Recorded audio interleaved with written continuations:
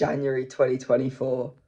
It's been a busy month, or especially at the start for Tottenham, I'd say. A lot of people were quite disappointed with the window, but I feel like it was one we needed. Um, so overall, we got in 2 players, and then all 3 if you count Bergval, but he's went back on loan. And then you could also count the players that we've received back from loan as well, which we've loaned out again. So Tanganga, Spence and Reguilon. And then we've loaned out 8 players in total, which I think's great for their club, because a lot of those were either not going to play or they're all not going to play, and some were we need just to get rid of. And they're not really helping the squad out, and it helps us with the wages.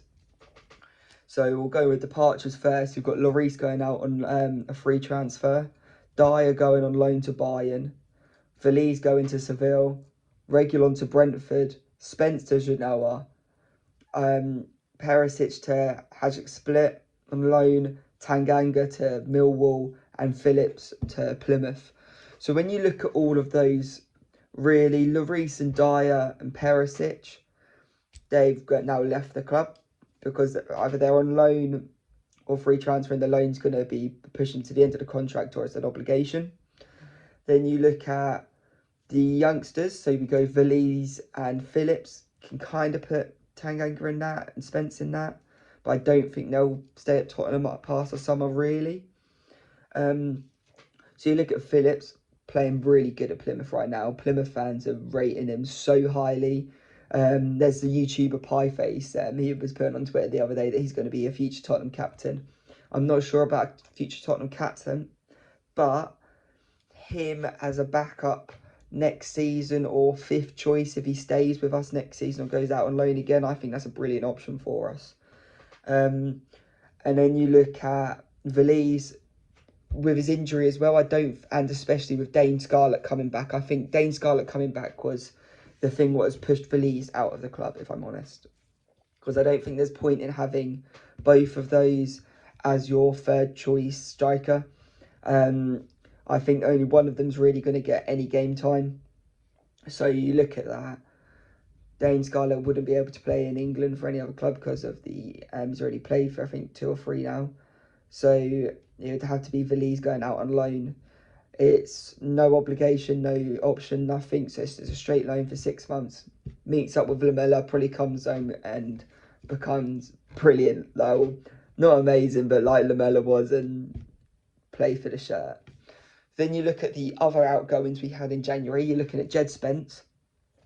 I'm hoping a move away from England will help him, because supposedly, obviously I don't know him personally, but suppose he's got an attitude problem. I'm hoping the move away helps with that and will lead him on to the future, because he has an exciting prospect, but he just needs to show it at a high level now. So I'm hoping Genoa will help, not humble, but that sort of thing. And then he goes from there, and probably another loan next season into the Premier League, hopefully. Then the season after, join us at Tottenham. So it could be we keep Porro and Royale next season as well. Then the season after, we get rid of Royale and we have Spence as the backup. You look at Tanganga, he looks like he's being loved by Millwall at the moment. I think what will happen is he'll come back and then he'll go to a mid-table to lower half Premier League side. I think he is of the quality of a mid-table. I think he'd fit like a Palace and things like that quite well. But I think getting him game time, I know he had the back issues, and so he wasn't really getting any game time out in Germany. So it's quite useful that we got him back, so then we can get a future transfer fee for him.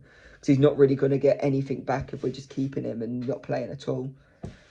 Then who else have we got left? We've got Reguilon. And Reguilon I used to love. When he was when we had Mourinho, I used to love Reguilon. And I think he plays for the shirt. I don't think he's of the quality we need. And at now 27 years old, I feel like he'll be a bit surplus to requirements. It's quite disappointing because he could have fit Angie's system quite well as a backup. But I feel like we can still do better as well with that. So I can see it going loan move to Brentford, then next season returning back to Spain, I feel, is the most realistic option for him. Oh, sorry. Right, so then Bergval, we'll kind of glimpse over him. So obviously he's going back on loan to Sweden. And then I don't know if he'll be at us next season or what. I see him as a similar player to Bentancur, so I quite like to see him at the club.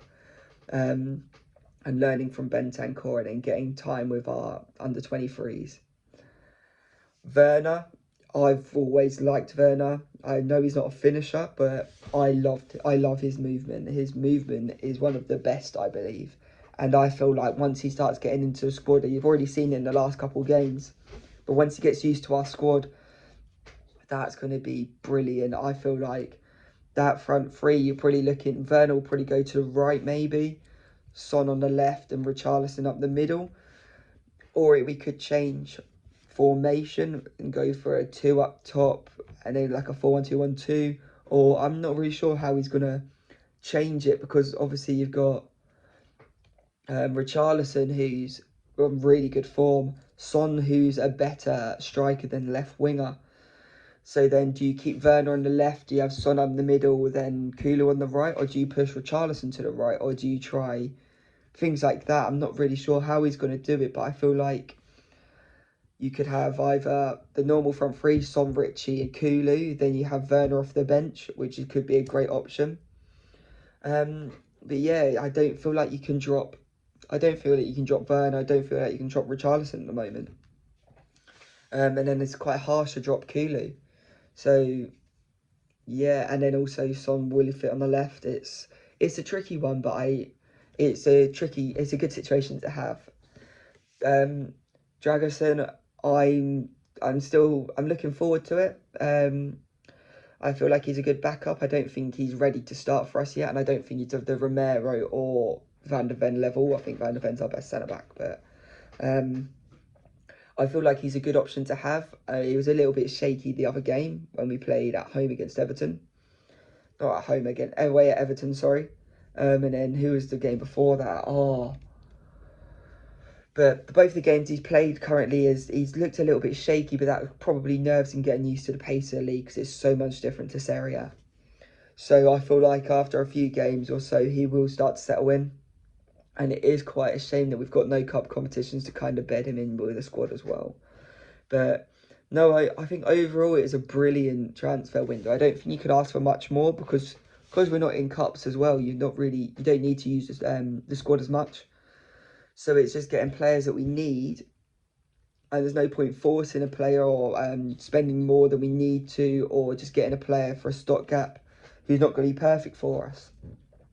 So I feel like we've done as good as we can do, really, and I feel like in the summer it's going to be a big summer window. When I saw that we were linked to a centre back, a centre mid, and an attacking midfielder, in the summer is the ones we're going to look for.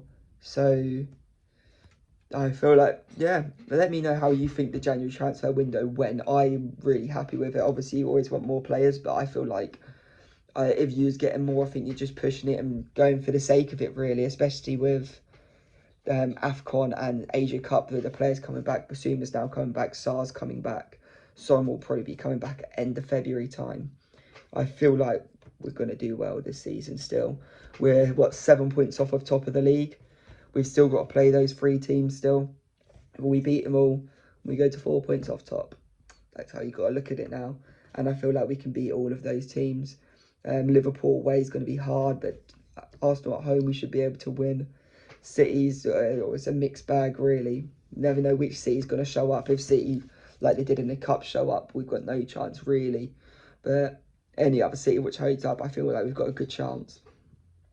But no, I'm looking forward to this season still. I feel like we could still do well and we'll still be title challengers, but I don't think we're going to win it anymore. If we do, it's going to be Shaw Mills waiting on a miracle, you know. So, yeah, let me know what you think of the window. Let me know who you think we should try get in the summer. Let me know who you think we've missed out on in January, how we could have improved it. And I'll see you in the next one.